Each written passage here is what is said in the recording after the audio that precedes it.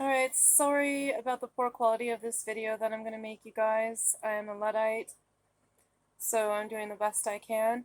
I am trying to make a video on the negative energy and power of crystals, regarding it being from the fallen angel Nephilim bloodline and the mineralization process, and how the minerals are the fossils are much newer than what they tell us. And I just wanted to throw this in there because this man, Stephen Bar Bancars, he talks about crystals in one of his videos, and I wanted to throw out a few points where he's right and a few points where he's wrong.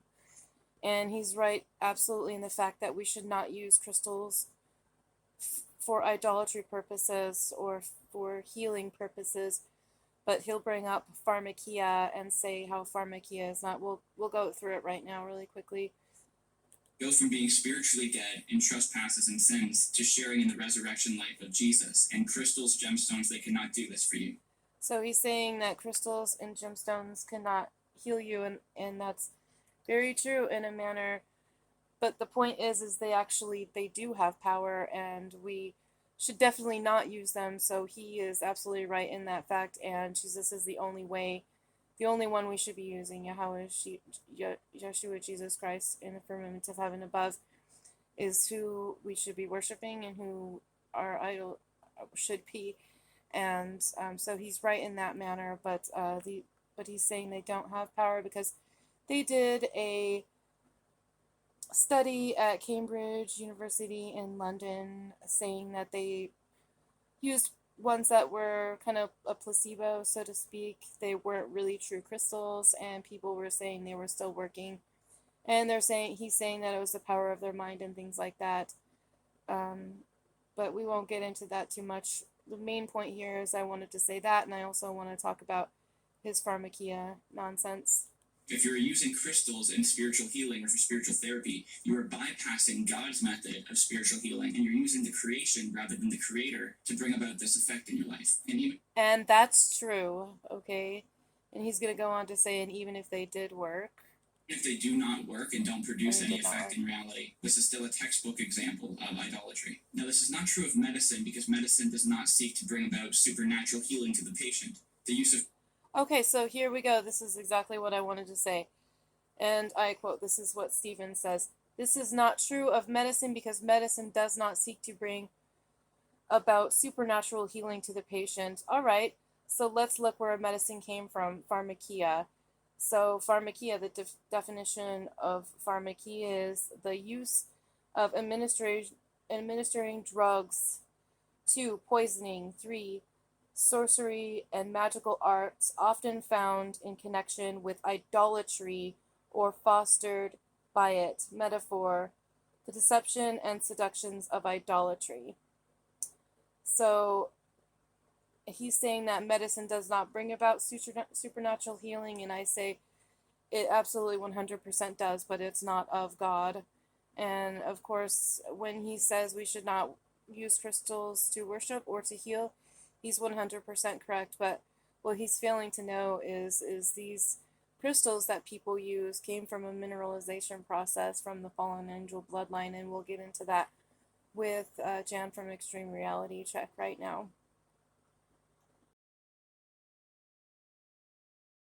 About petrification, what petrification is. The process by which organic matter exposed to minerals over a long period of time is turned into stone, an organic object that has been turned to stone. So, when we think about fossils and stuff, a lot of times we think that they're just digging up actual bones. But these aren't bones, they're rocks, most of them. Of course, we dig up bones, no kidding. But I'm talking about petrified fossils. Petrified fossils are stone. They are organic matter, like these petrified trees or petrified animals that have been turned to stone, actual bodies that were turned to stone through this process of mineralization. So I just want to clear that up because I know people think that a lot of these archaeological expeditions that they're dealing with just, bones. They're recovering actual, some sort of organic matter. But that is not the case. These petrified fossils are stone. So think about what I'm saying before we move on to the next step. I'm talking about animals and people turned to stone. And I know some people are going to say, not people. People don't turn to stone because they can't be petrified. It takes millions and millions of years to petrify fossils. And even Bible believers may believe that it still takes thousands of years or millions of years because fossils are from dinosaurs, right? They're from the antediluvian world, which means the pre-flood world. But that's simply not the case. There are tons of examples. Here's a petrified leg inside a boot. Here's a petrified hat that was made of organic material, probably leather. Here's a fossilized hammer where the wood part of the hammer is partially coalified with quartz and calcite crystalline. But we'll start with this human leg because this human leg was found inside a boot that could be identified by the boot company that was from Texas that began manufacturing boots in 1936. So it's impossible that this is billions of years old or millions of years old. And it's just like the hammer. Unless you think dinosaurs were using hammers, none of this makes sense. And that's what I always say about mystery.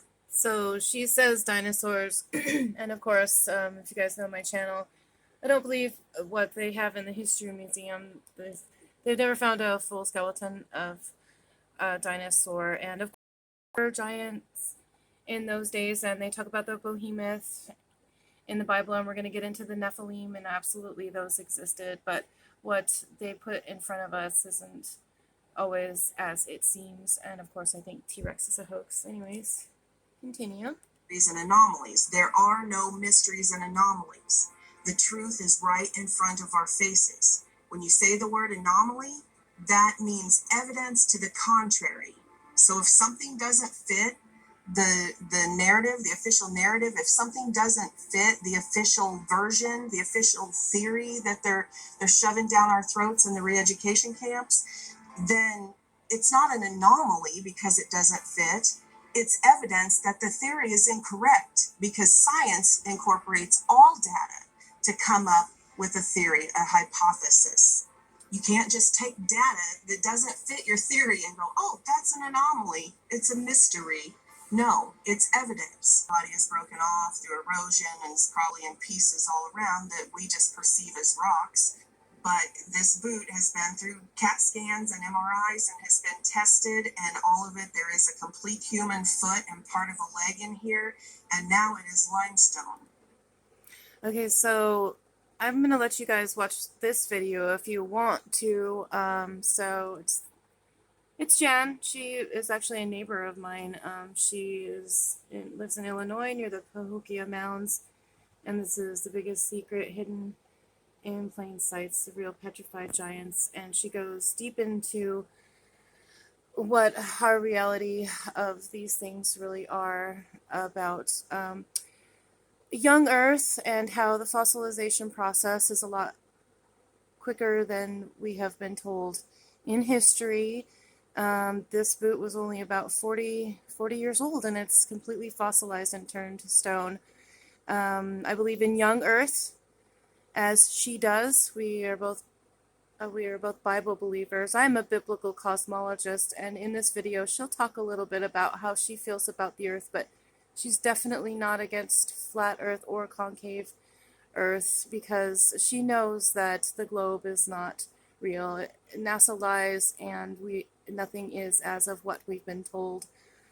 And this video's it's going to be mostly about just I want everybody not to worship the crystals. I have a sister who is in a crystal worships. I don't speak to her or about her very much, but she needs to get out of these low vibrations, and so at the end of the day, these minerals, they are in a lower frequency.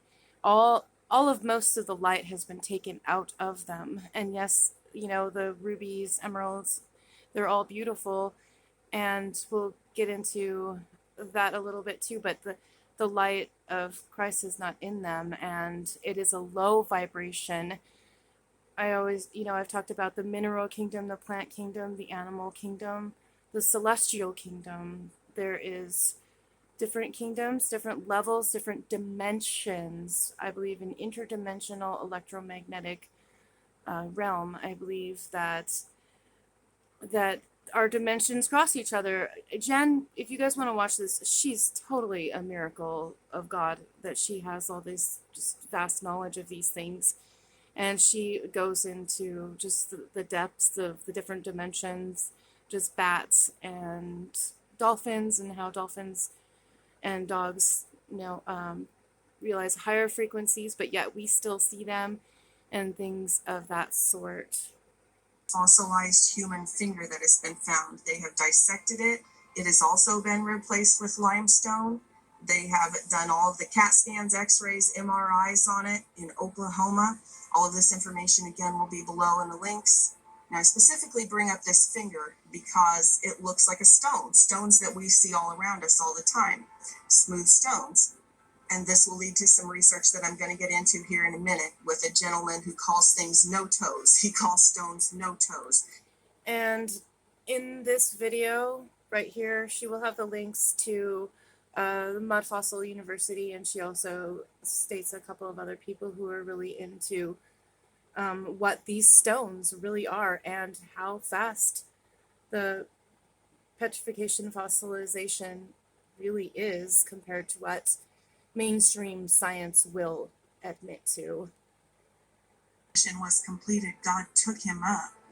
Right here, it says in Genesis 5:24, so all the days of Enoch were 365 years. Enoch walked with God, and he was not, for God took him. And Methuselah lived 187 years and became the father of Lamech. So as you can tell, you guys, I totally believe the Bible 100%. I don't like to say dig into rabbit holes anymore. I don't like to say go down rabbit holes, because we must rise and shine, as it goes with the mineral kingdom, the plant kingdom, the animal kingdom, and the celestial kingdom. Look, we need Yahshua, Jesus Christ, to save us, because if not, there won't be light. So we have to have light, and Jesus is the light. And as you can tell, Enoch lived for many, many more years than we have even heard of. 365 years, and he was no more. And he didn't even die. He just was. He left and went with God. And now, this video will also go into how we are aging so much more rapidly. We are devolving, and she'll go into that too if you're interested. But this is mostly about the crystals. All right, so we'll just kind of see sort of like where we're at. So we are after the days of Noah, and we're technically back in the days of Noah because of all the things that are happening around us. But this is the antediluvians. These are the giants. And there is evidence of them all over Earth.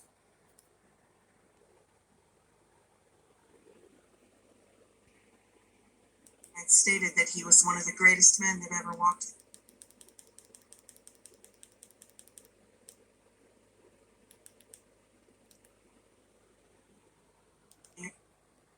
Just look around. Open your eyes.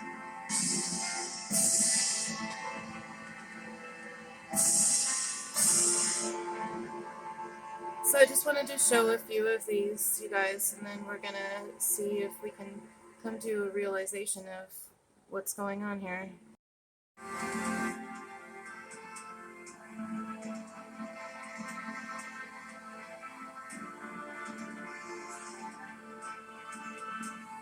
And don't think for a second that the elites, that the cabal, the hidden hand doesn't know all about this. Because look at the Noah movie. You want to talk predictive programming? Look at the Noah movie. Remember the rock monsters? They go through, I wish I could put the whole trailer on here. I'd love to play it. Just search rock monsters Noah movie trailer.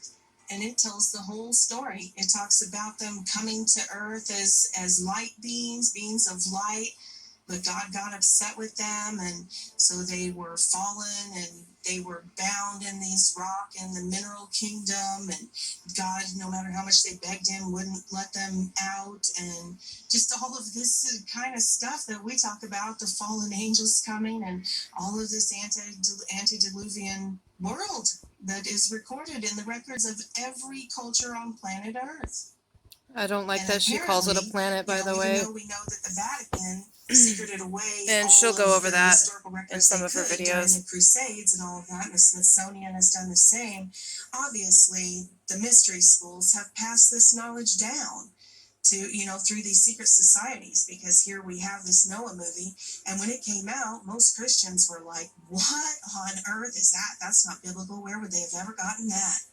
But in light of what we're talking about here today, clearly they know something we don't know. Clearly they have retained this knowledge from ancient times, and they have passed it down through their mystery schools. But of course, in the Noah movie, they flipped it around like they always do to make it backwards, and they made these watchers, the 200 watchers in Enoch were the fallen angels. But they made the watchers here, these rock monsters, out to be these poor good guys, and that it was the evil humans who had ruined the earth. Remember, Noah was pondering, should he even try to save his family, because it was all the evil humans that needed to be wiped off the earth.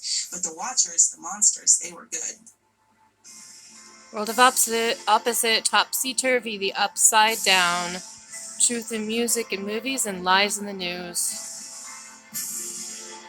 And the Noah movie was the world of opposites.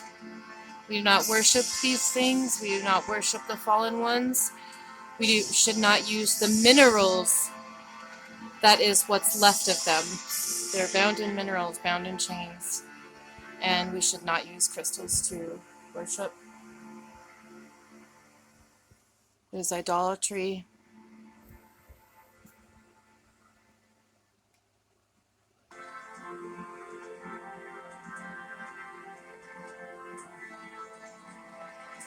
So the general theory amongst people following this research is, just like this video says, the earth is a carcass that had creatures, that the ground was alive. There are things that are still part of ancient history, that are part of the records we have from our ancestors. And then there are practices that we have that seem to be part of the human collective, sort of subconscious. And we're like, where did those come from? And so let's talk about a few of those. We have this notion of Gaia, that Earth itself is alive, that the Earth is alive, that it's a living organism. And what are the stars? And what are the planets, really? And Roger seems to agree. He goes so far to suggest in some of his work that large swaths of land can be identified as things. The planets are wandering stars. That's what I think. And just because you see what NASA shows you, that they're spherical, you should look at what stars really look like in the sky and what planets really look like, as opposed to what NASA is telling us and showing us. All we show CGI, fake imagery. Research, NASA lies. It's like fallopian tubes, and he can watch, mitochondrial DNA and things like that found in the land of the earth itself. And many of the flat earth researchers, they find, as they research that out and they go down that rabbit hole, they come out at those ancient records, the ancient records that say the earth is some sort of being, usually a tortoise, and that the earth isn't a globe, that it's an animal or some. And when I heard this about 2 years ago, when I first saw this, I was like, way to go, Jan. I was like, yep, she's right. The flat earthers were onto something. We may not be exactly correct, and we may not always agree, but we always have to put, we all are a piece of the body of Christ, and we all have to put our puzzle pieces together. We all have to get together and listen to each other and question everything and try to put these puzzle pieces together to untangle the lies. Because the elite, they have one goal, and that is power and money, and follow the trail of blood and lies, and you will uncover everything. And this whole thing with the masks right now, I actually made a really, really short poem. It was just a little rhyme. I'm trying to remember it right now. Was something about your brain, and um, I can't remember exactly what it was, but it was like, if you would use your brain, then you would know that the masks make you hang your head down in shame, or something. I'll put that on the video. Sort of living creature.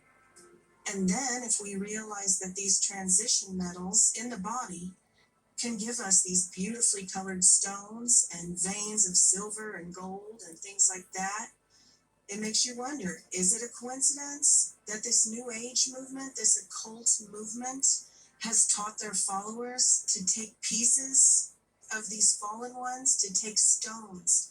And they always use crystals and stones in their meditation, and they tune into those frequencies of those bodies, of those fallen ones, which goes back to the same warnings of the ancient biblical times, which is one of God's top 10. It's in the 10 Commandments, not to worship these idols. It was always talking about, the Bible's always talking about these gods of stone, these idols and gods of stone, and that they're dead and gone. Don't worship them, these idols of stone.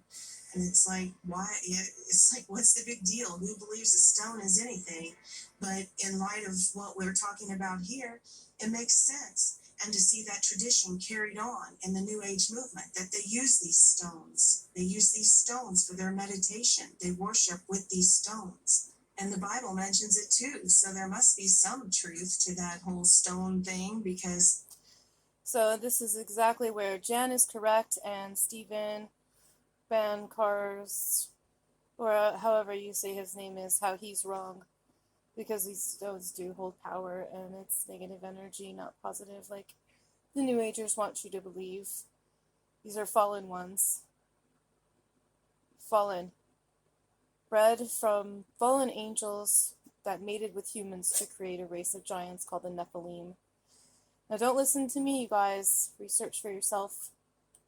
The Bible talked about before Christ came and gave us his Holy Spirit so that we could communicate with God again. The priests of the Old Testament would take a breastplate and they would put 12 different of these gemstones in it to create a harmonic, and they would put this breastplate on, and that would help bridge the gap, from that excommunication that we inherited through the contamination of the gene pool. That's what they used before Christ came. So there's some truth to this frequency thing that is going on with the gemstones. There's so much more I'd love to touch on, but this year's getting really long, so I'm just... Beautiful, Jan, and I hope mine's not going to make it so much longer. That's Jan from Extreme Reality Check, our sister in Christ. She's actually, she lives in Illinois, here near kind of where I live by the Cahokia Mounds. I'm surprised, well, she's done some videos on the Cahokia Mounds, but that's some more giant stuff, we think. But, yeah, so... sorry this video is so long, and I hope you guys got through it, and I hope I got my point across. I love you all. Thank you.